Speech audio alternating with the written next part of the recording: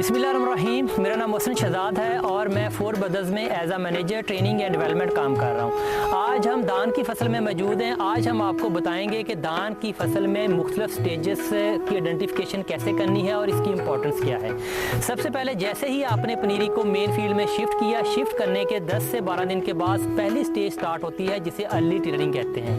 इसकी आइडेंटिफिकेशन क्या है कि जब एक मेन टिलर के साथ एक और टिलर निकलना शुरू हो जाए और ये वाली स्टेज 50% फील्ड के अंदर मौजूद हो तो इसको अर्ली टिलरिंग कहते हैं। इस स्टेज पे आपने जिंक की एप्लीकेशन हर सूरत करनी है। उसके बाद जो सेकंड स्टेज है वो एक्टिव टिलरिंग की स्टेज है। एक्टिव टिलरिंग क्या है कि जब एक मेन टिलर के साथ 2 से 3 टिलर और निकल आए तो इसको एक्टिव टिलरिंग स्टेज कहते हैं। ये इंतहाई इंपॉर्टेंट है क्योंकि इस टाइम पे दानेदार का आपने इस्तेमाल करना होता है और सूंडियों और बोरर से निजात हासिल करनी होती है। उसके बाद और ये वाली जो स्टेज है तकरीबन 18 से 20 दिनों में आ जाती है। इसके बाद मैक्सिमम टिलरिंग स्टेज स्टार्ट होती है। मैक्सिमम टिलरिंग स्टेज जो है वो जब 6 से ज़्यादा टिलर निकल आए तो उसको मैक्सिमम टिलरिंग स्टेज कहते हैं। इसके बाद पैनिकल इनिशिएशन स्टेज है जो कि 40 से 45 दिन पे तकरीबन आ जाती है।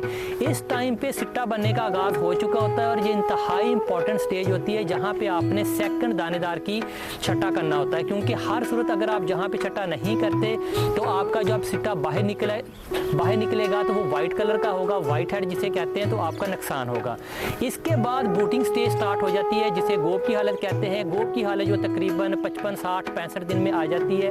इस स्टेज के ऊपर बीमारियों का हमला इसके बाद स्टार्ट हो जाता है, तो ये भी इंतहाई इंपॉर्टेंट है। यहाँ पे आपने कोई अच्छा फंजीसाइड का स्प्रे करना होता है। इसके बाद जैसे ही तकरीबन नसारे पे आती है जो कि तकरीबन 80-85 दिन के होते हैं, उस टाइम पे सिट्टा बाहर निकलना शुरू हो जाता है। जब सिट्टा बाहर निकलना शुरू होता है तो वहाँ पे सेकंड स्टेज होती है कि आपने किसी अच्छे फंजीसाइड का वहाँ पे भी सेकंड एप्लीकेशन करनी होती है। इसके साथ साथ मुड्डों के अंदर तेले का हमला भी स्टार्ट हो जाता है, प्लांट हॉपर का हमला स्टार्ट हो जाता है, तो उसके लिए आपने कोई अच्छा स्प्रे करना होता है। उसके बाद अगर आप इस सारी स्टेजेस को फॉलो करते हुए अपने जितने भी प्रोडक्ट्स हैं उसका सही टाइम पे इस्तेमाल करेंगे तो आपकी पैदावार अच्छी होगी और आपकी जो फसल है वो बीमारियों और कीड़ों से महफूज रहेगी।